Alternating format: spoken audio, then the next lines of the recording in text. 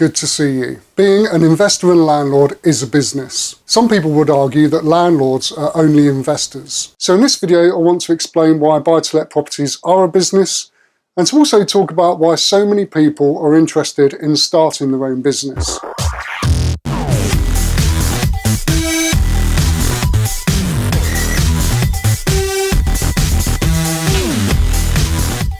Hi, I'm Andy from Monoperty.com, and on this channel I share my experiences as a property investor and landlord, and I also interview other investors so we can learn from their advice too. So if you're new here, consider subscribing for more videos like this. To be honest, I didn't consider my properties as a business at first, and it wasn't until I started to talk to and listen to more experienced investors that I then started to change my approach to the whole thing. Now, there are some valid reasons why some people would say that being a landlord is not a business. They would say that owning a buy-to-let is simply just investing, and the rent you receive is a return on your investment similar to stocks and shares. Although that may be true, you have to remember that landlords have a customer whose needs must be met and problems with the property must be solved. They would also say that with the introduction of Section 24, that the government doesn't classify private landlords as a business, as businesses are usually allowed to offset 100% of the borrowing cost against the turnover for the calculation of tax.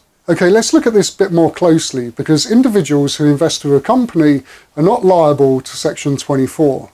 So two investors buy a house each as an investment next door to each other. One investor buys the property in their own name, the other investor buys their property through a limited company. Does that mean that one is running a business and the other isn't? Of course not. This is simply the difference between owning a company and trading in your own name. A piece of paper can determine whether it's a company, but not necessarily whether it's a business or not. Let's look at the definition of a business. Point 3, a person, partnership or corporation engaged in commerce, manufacturing or a service, profit-seeking enterprise or concern. Also, the HMRC website states that profits from UK land or property are treated for tax purposes as arising from a business.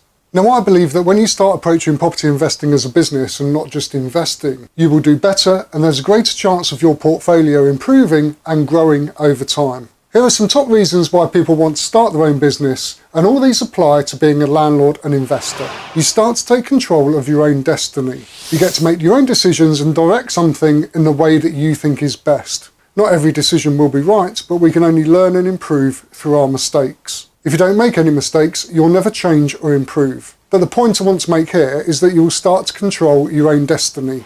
You become an entrepreneur, and I believe we all have an entrepreneurial streak within us. The textbook definition is someone who organises a business and assumes the risk for it.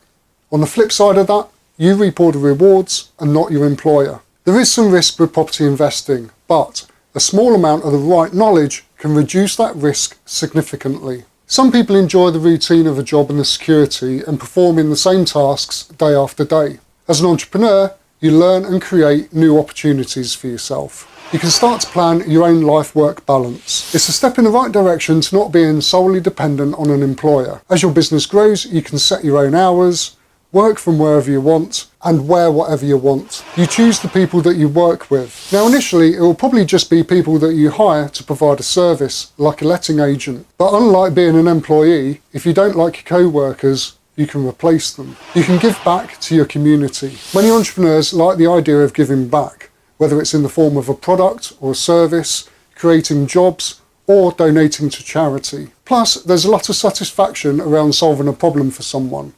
And providing someone with a nice home is a great problem to solve. And finally, you feel pride in building something that you own. There is nothing like being successful through your own ideas, abilities and efforts. Owning a small business can be very rewarding. So to finish, I recommend that if you're new to property investing, you should approach it as a business from day one.